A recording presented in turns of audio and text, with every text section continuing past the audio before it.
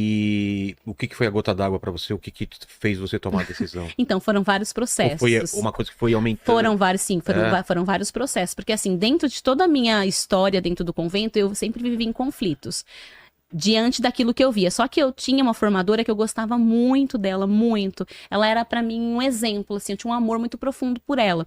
E eu olhava pra ela e eu via ela como um ideal mesmo, assim, de Deus, de vida religiosa. Eu falava, eu quero ser igual a ela. E eu acreditava que eu tinha vocação, eu acreditava que era um chamado. E os sofrimentos que eu passava ali dentro, eu acreditava que era um caminho de santidade, porque isso foi passado pra mim.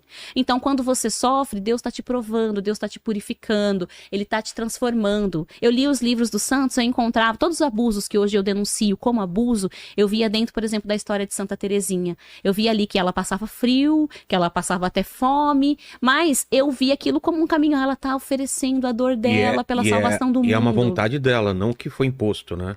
Não, muitas coisas são impostas. É mesmo? Sim, muitas coisas são impostas. Por exemplo, a gente fazia... Passar frio? Sim. Passar frio. É uma forma de imposto? penitência, sim. Antigamente as pessoas se penitenciavam na Sério? igreja. Sim.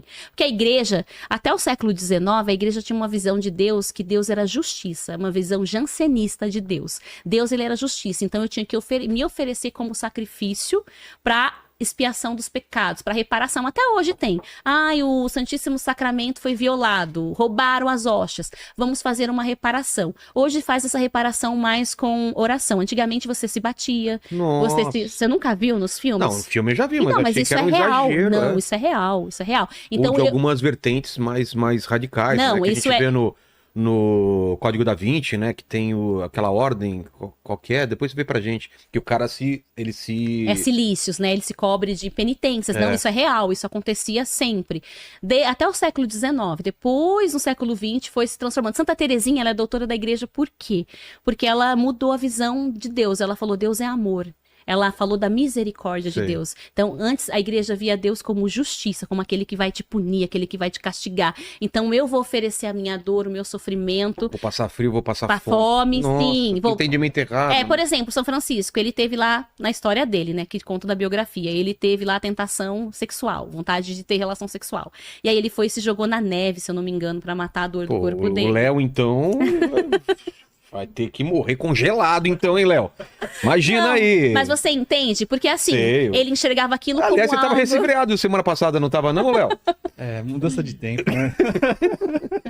Então, assim, aí a visão da pessoa, aquele desejo que é humano, que faz parte da humanidade, só que era visto como um pecado, porque a igreja sempre colocou a sexualidade dessa forma, né? Como um peso, e sendo que a sexualidade é uma coisa muito sagrada, é um dom. Né? Aí eles falam assim, mas pode viver no casamento, que no casamento é um dom. Sim, mas só que quando você não é casado, você continua sendo ser humano, você continua tendo vontades. Então, como que você vai lidar com isso? Então, essa forma de você lidar com isso era muito violenta, né? Então, o próprio São Francisco, claro, os católicos vão falar assim, ele era santo, você tá julgando o santo, dizendo que ele... Ou Madre Teresa de Calcutá, por exemplo. Aí eu admirava a Madre Teresa de Calcutá porque ela cuidava dos pobres da Índia. Só que hoje já existe uma outra visão sobre a Madre Teresa. Por exemplo, ela ganhava muitas doações do mundo inteiro. Mas ela mantinha aqueles hospitais em condições precárias na Índia. Tinha dinheiro para melhorar as condições? Sim, mas o que ela fazia? Ela fundava conventos pelo mundo. E diz também que ela enviava o dinheiro para o Vaticano. Então, assim, ela pegava os pobres da Índia e ela falava assim, o seu sofrimento, ele é redentor. Então, muitas doenças, às vezes, que as pessoas podiam se curar dentro dos hospitais dela, pessoas morreram porque tinha essa questão do sofrimento redentor e ela não tinha medicamentos, ela não tinha a forma de higiene, não tinha... Isso foi um médico lá na Índia que fez um documentário contra ela denunciando isso. Falando das condições. Então, assim, só que ninguém via isso. Todo mundo via. A Madre Teresa pega o pobre lá da Índia, coloca num hospital, numa cama dura. Entendeu? Então, reutilizava as seringas, agulhas, e não tinha o tratamento correto. Até tem no documentário um menino que ele tinha um problema de rim, que ele poderia ter sido levado para um hospital especializado lá na Índia, e ela não quis fazer essa ponte, e o menino acabou morrendo do problema que ele poderia ter sido curado. Então, hoje as pessoas questionam mais, mas aí a gente olha para a Madre Teresa e fala, mas ela também incentivava a penitência, ela incentivava várias coisas. É a visão, entendeu? Tem gente que concorda com isso.